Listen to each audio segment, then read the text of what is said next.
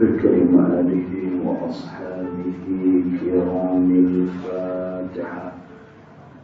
أعوذ بالله من الشيطان الرجيم. بسم الله الرحمن الرحيم.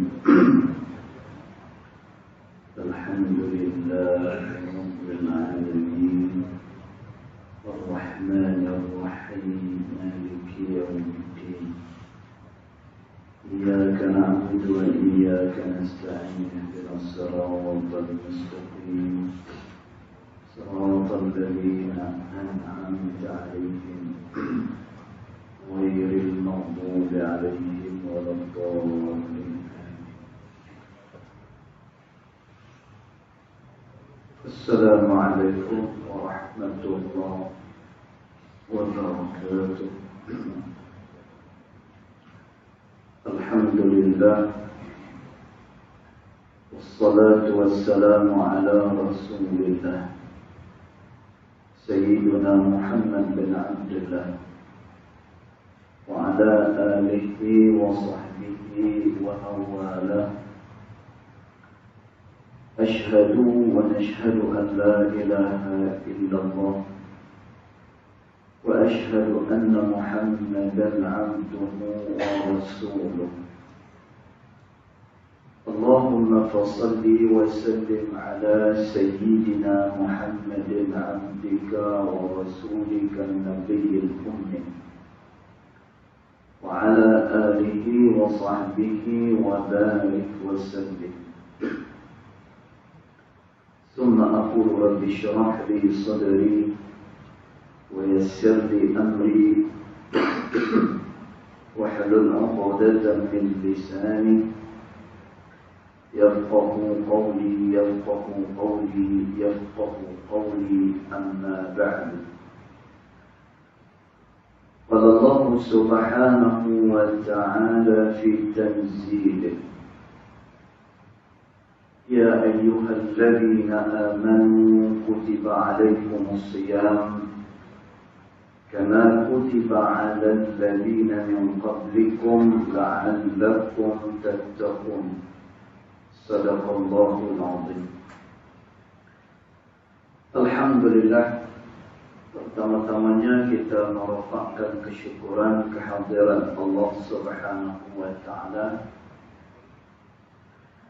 yang mana dengan limpah kurnianya, dengan rahmatnya, alhamdulillah kita masih lagi dalam suasana mengerjakan ibadat kepada Allah Subhanahu wa Ta'ala,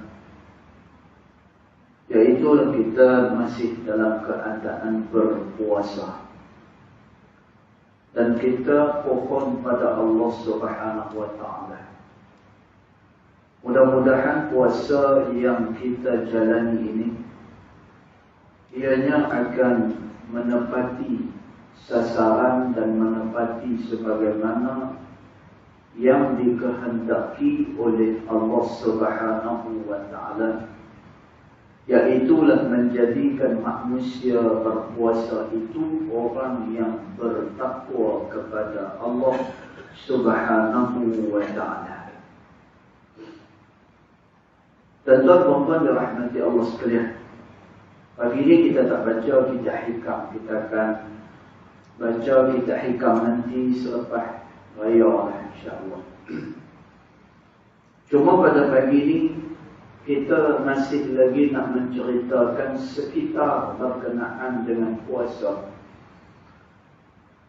kerana kita nak keluar daripada madrasah Ramadan ini dalam keadaan mudah-mudahan tuan-tuan, walaupun sukar bagi kita, atau jalan mujahadah ni adalah jalan yang berat dan sukar. Kerana itu Nabi SAW menyatakan, huffatil jannatu bil makarih, kata Nabi. Syurga itu dia, perjalanan nak pergi ke syurga itu bil makarih, iaitulah dengan perkara-perkara yang dibenci oleh manusia.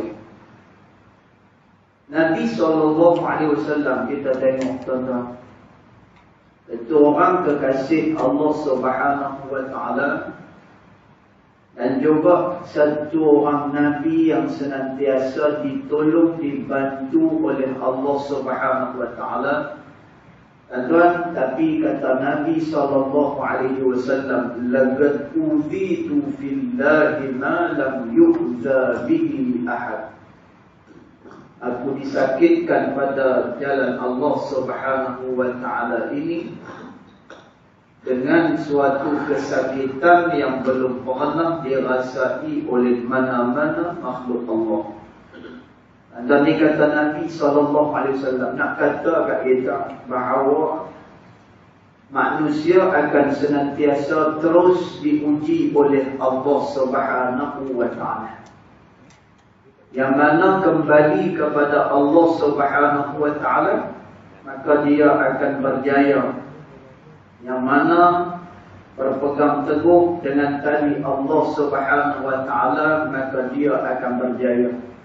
Maka nak cerita, manusia ni senantiasa diuji oleh Allah Subhanahu wa Ta'ala. Dan maka demikianlah kehidupan manusia. Jadi bulan Ramadan ni kita keluar daripada dia dalam keadaan kita telah pun melakukan segala perkara-perkara yang boleh meninggikan kedudukan kita pada sisi Allah Subhanahu wa Ta'ala. Kalau tak, tuan-tuan, kita adalah tergolong dalam golongan orang yang jauh daripada Allah Subhanahu wa Ta'ala. Nabi SAW menyatakan, man adraka Ramadan, siapa-siapa dia yang mendapatkan bulan Ramadan. Alhamdulillah, tuan-tuan puan-puan, kita adalah orang yang mendapatkan Ramadan.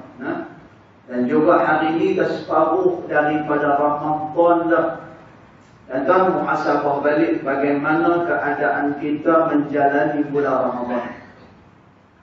Kerana manusia itu dia terbahagi kepada beberapa bahagian bila mana dia masuk ke dalam bulan Ramadan. Dan ini diberitahu oleh ulama. Banyak yang disenaraikan oleh ulama bahagian-bahagian manusia pada bulan Ramadan. Ada yang pada bulan Ramadan dia menjadikan Ramadan ini adalah untuk meninggikan darjatnya pada sisi Allah. Lalu dia pun beribadat, lalu dia memperbanyakkan amal saleh, dan lalu dia banyak bermunajat dengan Allah Subhanahu wa Ta'ala. Ini satu golongan. Kemudian golongan yang lain pula, kata ulama, iaitulah golongan yang bila mai bulan Ramadan dia biasa-biasa sahaja. Dan dia tidak ada penghayatan pada bulan Ramadan. Maka ini yang disebut oleh Nabi SAW, man adraka Ramadana, siapa-siapa yang mendapatkan bulan Ramadan, lam yughfar lah, akan tetapi dosanya masih tidak diampunkan oleh Allah Subhanahu wa Ta'ala, ab'adahullah, maka dia adalah orang yang jauh daripada Allah Subhanahu wa Ta'ala. Dan tuan, apa dia makna jauh daripada Allah? Makna jauh daripada Allah, orang ni tak dapat rahmat. Dan tuan, makna jauh apa dia? Orang ni tergolong dalam golongan orang yang rugi. Apa makna jauh? Dan tuan, makna jauh, orang ni adalah orang yang lalai dan melakukan dosa kepada Allah Subhanahu wa Ta'ala. Dan tuan, puasa ganjarannya adalah syurga daripada Allah Subhanahu wa Ta'ala. Ini ganjaran puasa. Kerana itu bila Allah Subhanahu wa Ta'ala kata dalam ayat yang biasa kita duk dengar, ya ayyuhalladzina amanu, wahai orang-orang yang beriman, kata Allah, kutiba alaikumusiyam, difardukan, diwajibkan ke atas kamu supaya berpuasa. Dan dalam ayat ini digunakan perkataan siyam. Dan apa dia makna siyam? Bagi terbaik sikit, bukan siam. siang tu apa ni sempadan kita ni. Siam dengan salat. Dan makna siam dekat sini adalah al-imsak 'anil mufattirat. Iaitulah dia menahan diri dia daripada segala perkara yang boleh membatalkan puasa pada siang hari. Atau dimaksud daripada siang. Jadi Allah Subhanahu wa taala kata, wahai orang-orang yang beriman, difardukan, diwajibkan atas kamu untuk berpuasa. Kama kutiba 'alal ladzina min qablikum, sebagaimana orang yang sebelum kamu turut berpuasa. Dan tuan orang pada zaman dulu puasa ni ada macam-macam cara. Ada puasa yang namanya adalah puasa Nabi Allah Daud alaihi salam. Dan tuan puasa Nabi Daud lagu mana? Diberitahu oleh Nabi SAW, hari ini puasa, esok tak puasa, kemudian lusa puasa balik. Demikianlah bergilir-gilir keadaan puasa Nabi Allah Daud AS. Berbeza pula dengan Nabi Allah Ibrahim AS. Tuan, puasa Nabi Allah Ibrahim AS bila mendapatkan nikmat daripada Allah. Bila main nikmat, bila mana main perkara-perkara yang menyukakan, mengembirakan hati, dan tuan pada masa itu akan berpuasalah. Ini adalah syariat pada Nabi Allah Ibrahim AS. Jadi kata Allah Subhanahu wa taala, sebagaimana orang yang sebelum kamu juga berpuasa. Dan tuan, lalu apa tujuan daripada berpuasa? La'allakum tattaqun. Yang mudah-mudahan kamu akan menjadi orang yang bertakwa pada Allah. Dan tuan, Al-Imam Izzuddin bin Abdissalam rahimahullahu ta'ala, dia menafsirkan tattaqun dekat sini, mudah-mudahan kamu semua akan selamat. Itu makna tattaqun. Dan tuan, selamat daripada apa? Selamat daripada neraka Allah Subhanahu wa ta'ala. Sebab itu perkara ni disebut oleh Nabi SAW. Syahrul Ramadan, syahrul sabri, kata Nabi. Bulan Ramadan ianya adalah bulan sabar. Dan kita kena sabar pada bulan Ramadan ni. Kalau kita nak meraih ketinggian pada sisi Allah Subhanahu wa ta'ala. Dan kita kena mangkit sok. Ada orang dia tak biasa, tuan-tuan. Nak mangkit sebelum daripada waktu subuh, dia tak biasa. Tapi ada orang yang dia biasa mangkit sebelum subuh ni. Dia buat tahajud, kemudian dia munajat, dia teriak, menangis. Dan tuan, kerana dia tahu sebagaimana yang disebut oleh Nabi SAW, innallaha yanzilu fis sama'id dunya fi akhiril lail, atau kama qala Rasulullah. Kata Nabi SAW, sesungguhnya Allah Subhanahu wa ta'ala itu turun pada langit dunia pada waktu akhir malam, kata Nabi SAW. Kata apa dia makna Allah Ta'ala turun? Kata turun ni bukannya macam ketui macam ni. Kalau ketui macam ni, dia jirin. Bila kata jirin, dia boleh ke atas dan juga dia boleh ke bawah. Dan itu adalah sifat yang ada pada makhluk.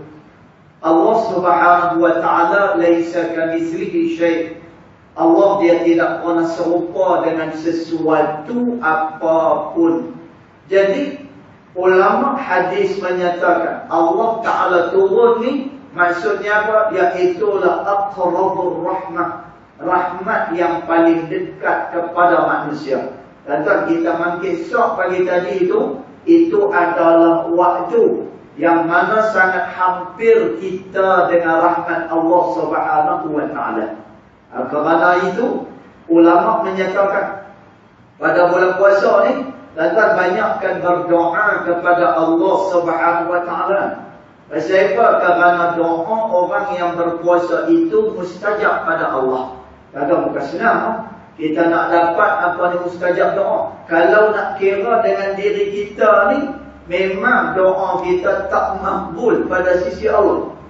Kerana itu kata ulama, antara penyebab doa seseorang tidak dimakbulkan oleh Allah, antaranya iaitulah qalbin ghafil, bila mana hati dia lalai dengan Allah. Ini yang pertama.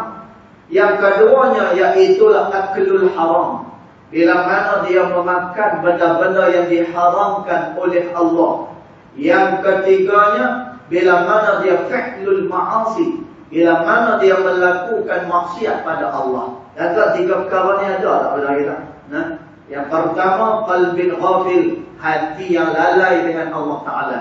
Dan nak tahu kita lalai tak lalai, tengok dalam sembahyang kita. Nah, seberapa banyak yang kita ingat di dalam sembahyang kita, ataupun yang kita ingat pada dua tempat, masa imam takbiratul ihram, dan juga yang kedua ketika mana imam dia memberikan salam. Dia kata, habis dah. Azan. Sejauh mana kita ingat dekat dalam sembahyang kita? Maka qalbin ghafil, yang ni ada pada kita. Kemudian yang keduanya apa? Fi'lul ma'asi, iaitulah dia melakukan maksiat kepada Allah Subhanahu wa Ta'ala.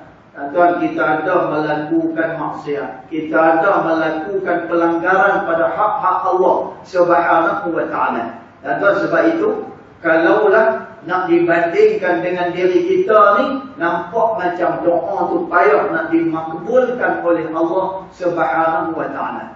Tapi mai bulan Ramadan ni, tuan, doa orang-orang yang berpuasa akan dikabulkan oleh Allah Subhanahu wa Ta'ala. Kata Nabi SAW, salatatun la turaddu du'a. Ada 3 golongan yang mana doanya tidak akan ditolak oleh Allah Subhanahu wa Ta'ala. Dan siapa dia 3 golongan ni? Yang pertama, al-imamul adil, iaitulah pemimpin yang adil, pemimpin yang saleh. Dan tuan, kalau ada pemimpin yang saleh, pemimpin yang bagus, bila dia berdoa kepada Allah, doa dia kabul pada sisi Allah Subhanahu wa Ta'ala. Itu pertama. Yang keduanya kata Nabi SAW, iaitulah doa us-shaim, iaitulah doa orang-orang yang berpuasa. Dan orang yang berpuasa ni, maka doa dia diperkenan oleh Allah Subhanahu wa Ta'ala. Dan yang ketiga, da'watul mazlum, doa orang-orang yang kena zalim. Maka ni 3 golongan yang mana doanya tidak akan pernah ditolak oleh Allah Subhanahu wa Ta'ala. Yang ni dari segi kabul doa. Dan kemudian dari segi waktu mustajab berdoa pada Allah, ada 3 keadaan pula. Yang pertama iaitulah indas sahur, ketika mana seseorang dia bangkit sahur. Dan waktu itu adalah waktu mustajab berdoa kepada Allah Subhanahu wa Ta'ala. Dan sebab itu setiap kali kita bangkit sahur, maka pastikan kita berdoa pada Allah. Kenapa? Kerana kata Nabi SAW, Allah Subhanahu wa Ta'ala dia sangat hampir, dia menghampirkan rahmatnya kepada sekalian makhluk dia. Bila? Iaitulah pada waktu akhir daripada malam. Dan jadi sebelum kita nak solat 2 rakaat dulu tahajud. Kalau siapa-siapa yang belum lagi melaksanakan solat sunat witir, maka buatlah walaupun 1 rakaat. Dan maka dia berdoa pada Allah, pada waktu itu doa dia dikabulkan oleh Allah. Ini keadaan pertama. Keadaan yang kedua, iaitulah ketika mana seseorang itu berpuasa. Sepanjang dia berpuasa, dan kata Nabi SAW, hatta, sehinggalah pada waktu dia berbuka puasa. Dan maknanya sepanjang dia berpuasa, sepanjang itulah maka doa dia akan dikabulkan oleh Allah Subhanahu wa Ta'ala. Dan tuan, cumanya bila kita kata kabul doa ni, ada orang yang dia kurang faham. Bukan tak faham, dia kurang faham. Dia kata, Ustaz, saya dah doa tapi Tuhan tak beri. Dan bila kita berdoa, pasti akan diberi oleh Allah. Yang ni janji daripada Allah Subhanahu wa Ta'ala. Allah Ta'ala kata, ud'uni astajib lakum. Kamu doalah kepada aku, maka nescaya aku akan kabulkan, kata Allah. Bahkan di dalam ayat Allah Ta'ala kata, wa idza sa'alaka ibadi fa inni qarib ujibu da'watad da'i idza da'an, kata Allah. Muhammad, kalau mereka tanya berkenaan dengan aku, kata Allah, maka jawablah kepada mereka, katakan pada mereka, yang aku ini hampir kepada hamba-hambaku. Tuan-tuan, dalam ayat ni Allah Ta'ala nak habaq. Mula-mula sekali, Allah Ta'ala dia nak habaq yang dia itu dekat dengan hamba-hamba dia. Tuan-tuan, sebab itu tak perlu risau lagi dah. Allah Subhanahu Wa Ta'ala senantiasa dekat dan hampir kepada hamba-hamba dia. Kemudian Allah Ta'ala kata, ujibu da'watad da'i idza da'an.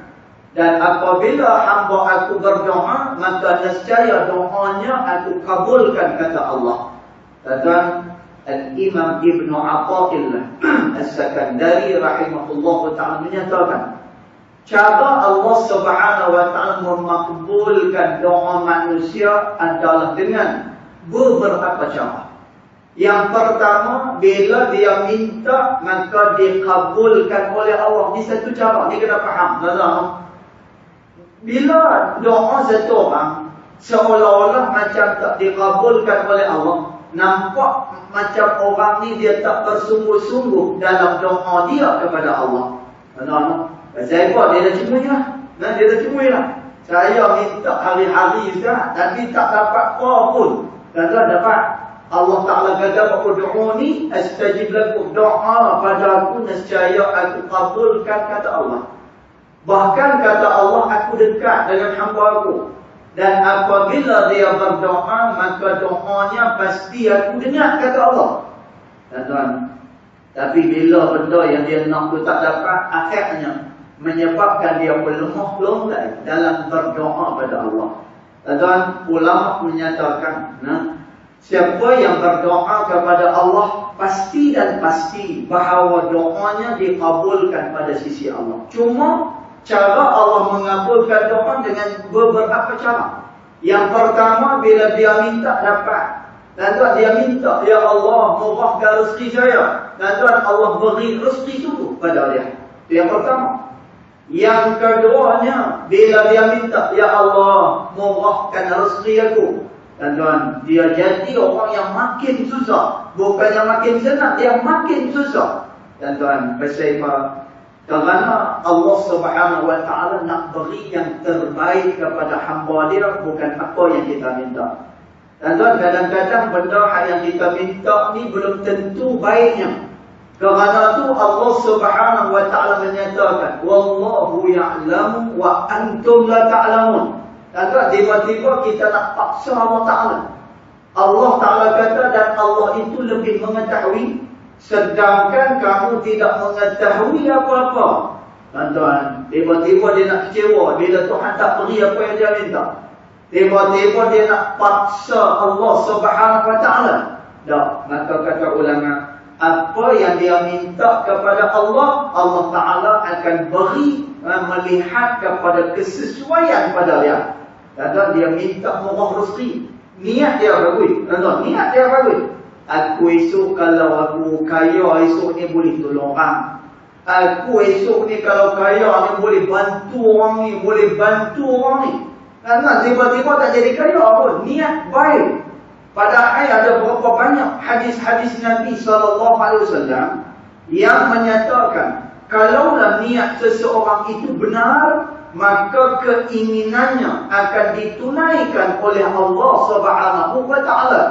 Dan tapi dia niat baik, minta dah dengan Allah, tapi tak tertunai hajat dia.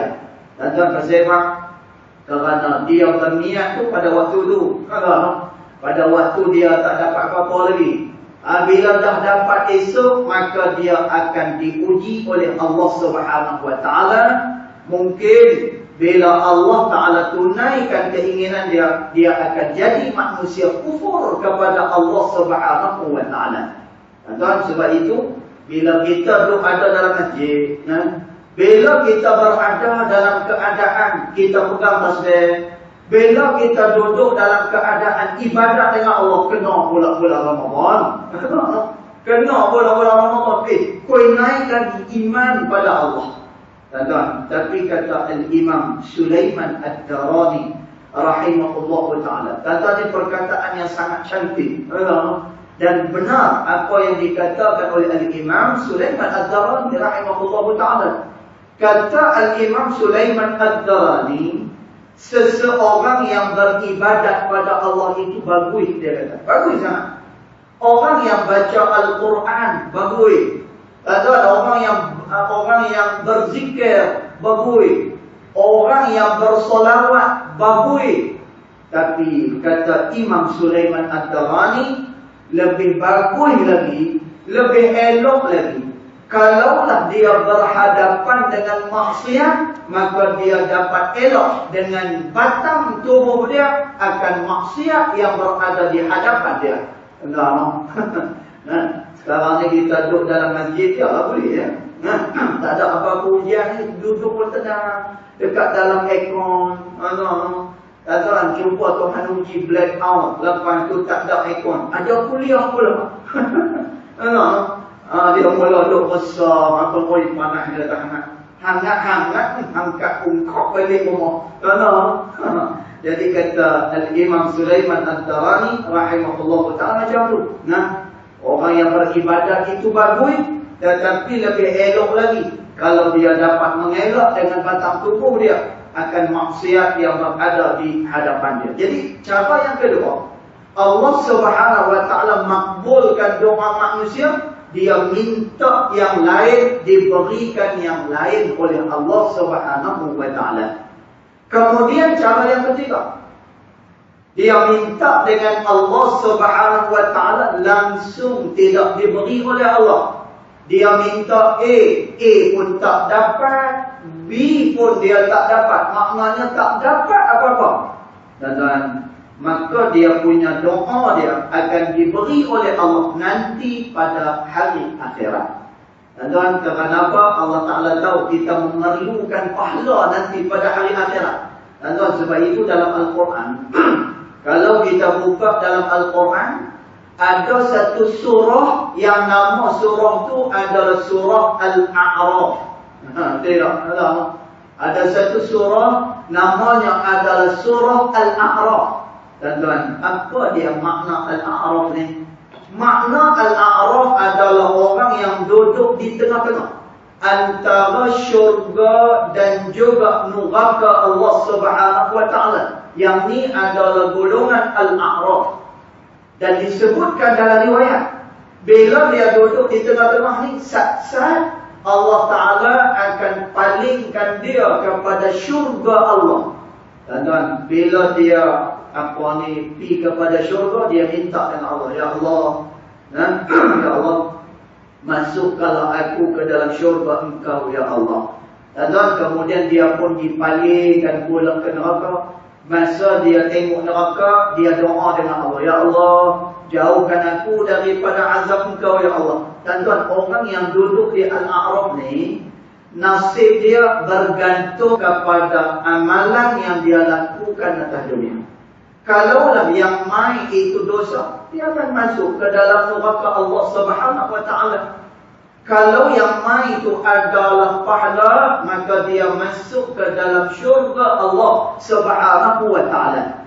Dan tuan, wal'iyazubillah, kita tak tahu kita punya keadaan macam mana. Tapi kalaulah kita berada pada keadaan Al-A'raf ni, tuan-tuan, masa tu apa yang kita tak pahala daripada sisi Allah Subhanahu wa ta'ala. Tuan-tuan, maka ada orang yang dia berdoa kepada Allah, Allah tak beri, tapi Allah simpan kebajikannya pada hari akhirat.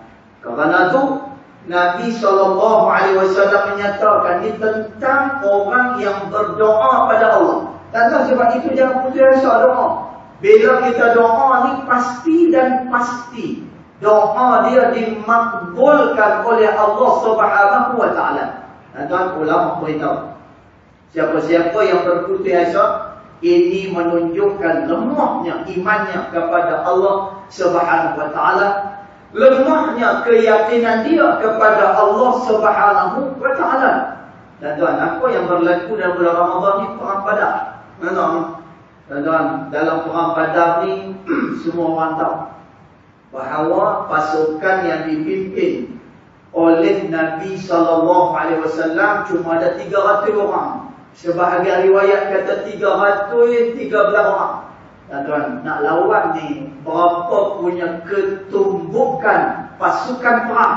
Dan tuan, musuh punya pasukan ni ada 1000 orang. 300 nak lawan dengan 1000, maknanya mereka lebih 700. Kita cuma ada 300 orang. Dan tuan, dah sikit dia berlaku pada bulan puasa. Dan tuan, jangan lupa peristiwa Badar Al-Kubra. Dan tuan, peristiwa Badar Al-Kubra ianya adalah satu peperangan iman kepada Allah. Percaya tak? Kerana dah tentu-tentulah dan jumlah kalah. Kalau nak dikira dari segi jumlah, kalau nak percaya kita 300, mereka tu ada 1000, kalah dah. Kalah dah. Kemudian dari segi kekuatan, pada hari itu ada yang berpuasa pada bulan Ramadan. Dan bulan Ramadan ni panas. Sebab itu bulan Ramadan ni dia dinamakan Ramadan. Pasal Ramadan merujuk kepada perkataan Ramdun, iaitu satu bulan yang sangat panas dan juga kering. Yang ni adalah cuaca di negara Arab. Kita tengok kalau musim panas dekat negara Arab, dia tengok dia baham, dalam baham. Kemudian apa tu dia kering. Allahu Akbar. Pasang kipas pun, kipas tu dia bukan keluar angin, dia mengeluarkan haba. Allah. Kemudian kita kena pakai aircon lah. Memang kena pakai aircon. Tapi itulah, kami zaman belajar dulu, kalau nak pakai aircon ni takut kena bil elektrik mahal pula. Kan? Jadi cara dia jawab, malam-malam ni pakai buka pin buka tingkap semua jadi. Buka tingkap, lepas itu talak. Setiap satu orang ada 2 biji kipas. Itu dia. Tuan, Ramadan ni di negara Arab dan juga dinamakan Ramadan adalah kerana bulan tersebut adalah bulan yang tersangat panasnya. Tuan, tapi diperintahkan oleh Allah supaya pergi keluar berperang. Sebab itu perang Badar adalah perang berdasarkan kepada iman dan keyakinan kepada Allah Subhanahu wa taala. Dan walaupun jumlah sikit, kalau tak dengan jumlah tu, dan dia pergi perang. Pasal apa? Kerana yakin dengan Allah Subhanahu wa taala. Dan depa letih, kerana bulan Ramadan cuaca panas terik. Dan tapi depa tu keluar tak pergi berperang, depa keluar berperang. Pasal apa? Kerana yakin dengan Allah Subhanahu wa taala. Dan maka kerana itu kata ulama, orang yang mudah berputus asa ni adalah orang yang lemah imannya, lemah keyakinannya kepada Allah Subhanahu wa taala. Dan maka demikian, bagaimana doa-doa manusia itu dia dikabulkan oleh Allah Subhanahu wa taala. Kemudian yang seterusnya, Nabi SAW menyatakan, dan tuan, hadis ni walaupun pendek, tetapi dia merupakan hadis yang sangat complicated. Maknanya dia merupakan satu hadis yang sangat sempurna untuk kita jadikan panduan dalam bulan Ramadan. Kata Nabi SAW, "Man qama Ramadhan." Siapa-siapa yang mendirikan bulan Ramadan. Dan tuan, maknanya siapa-siapa pada bulan Ramadan dia buat perkara ni. Apa dia? Imanan. Siapa-siapa yang mendirikan bulan Ramadan itu imanan, dengan penuh keimanan kepada Allah. Tuan, maknanya apa? Dia berpuasa dengan keimanan dia kepada Allah Subhanahu wa taala. Bukan dia berpuasa kerana adat. tetapi dia berpuasa kerana ibadat kepada Allah Subhanahu wa taala. Jadi orang yang puasa dengan iman ni lagu mana? Dia punya meja makan dia takkan penuh, takkan banyak dengan makanan. Pasal apa tuan-tuan? Kalau banyak sangat makanan, itu menyebabkan kita berat di dalam melakukan ibadat kepada Allah Subhanahu wa taala. Jadi kata tadi, man qama ramadhana imanan, siapa-siapa dia yang mendirikan bulan Ramadan dalam keadaan ia beriman pada Allah, wahtisaba, dan juga dia bersungguh-sungguh pada bulan Ramadan. Dan maknanya apa? Dia sungguh-sungguh dalam beramal kepada Allah. Apa juga jenis kebaikan, maka dia buat kebaikan tersebut. Dan orang yang buat kebaikan ni, yang memperbanyakkan amal kebaikan ni, kata ulama, semakin dia memperbanyakkan amal saleh, maka sebanyak itulah Allah Ta'ala tambah ketakwaan pada sisi Allah Subhanahu wa ta'ala. Dan makin dia banyak sembahyang, makin dia jadi orang yang bertakwa pada Allah. Makin dia banyak zikir, dia akan makin banyak menjadi orang yang bertakwa kepada Allah. Kerana itu kata ulama, setiap kali manusia melakukan amal saleh, maka setiap kali itu juga ditambah ketakwaan seseorang kepada Allah Subhanahu wa taala. Jadi kata Nabi SAW, siapa dia yang mendirikan bulan Ramadan itu dengan iman, wahtisaba, dan juga dia bersungguh-sungguh pada bulan Ramadan, ghufira lahu ma taqaddama min dzambih, maka diampunkan oleh Allah akan dosanya apa-apa yang akan datang. Setengah daripada riwayat kata apa yang telah lepas pun, maka semuanya itu akan diampunkan oleh Allah Subhanahu wa taala. Dan untuk akhirnya, kata Al-Imam Ibnul Qayyim rahimahullahu ta'ala, dia kata apa? Manusia ni dia binasa dan sengsara adalah kerana dosa-dosa yang dia lakukan pada Allah. Dan sebab itu Allah Ta'ala sebut, zaharal fasadu fil barri wal bahr bima kasabat aydin nas. Telah berlakulah kerosakan, sama ada di darat ataupun di lautan, ianya adalah kerana disebabkan tangan-tangan manusia. Kata ulama, maksud daripada tangan-tangan manusia adalah kerana dosa-dosa yang dilakukan oleh manusia kepada Allah Subhanahu wa taala. Dan sebab itu wabak COVID-19 Allah tak apalah. Mungkin ada orang dia kata ni perancangan daripada Yahudi dan sebagainya, tahu. Tapi kita nak akan apa juga ujian yang berlaku kepada manusia ni, keburukan yang berlaku kepada manusia ni, kenapa? Bizunubihim, ianya adalah kerana disebabkan dosa-dosa manusia kepada Allah Subhanahu wa taala. Kemudian dalam surah As-Sajdah, Allah Ta'ala kata, tidakkah kamu tengok bagaimana orang-orang yang sebelum kamu kami hancurkan, kata Allah. Dan tak pasal apa mereka hancur, pasal apa mereka musnah, bizunubihim, kerana dosa-dosa yang dilakukan oleh manusia kepada Allah Subhanahu wa ta'ala. Dan tuan, walaupun dekat sini kalau orang baca hadis ni, dia macam tak nak riak apa. Allah diampunkan dosa. Diampunkan dosa ni aku boleh minta ampun dengan Tuhan, dia kata.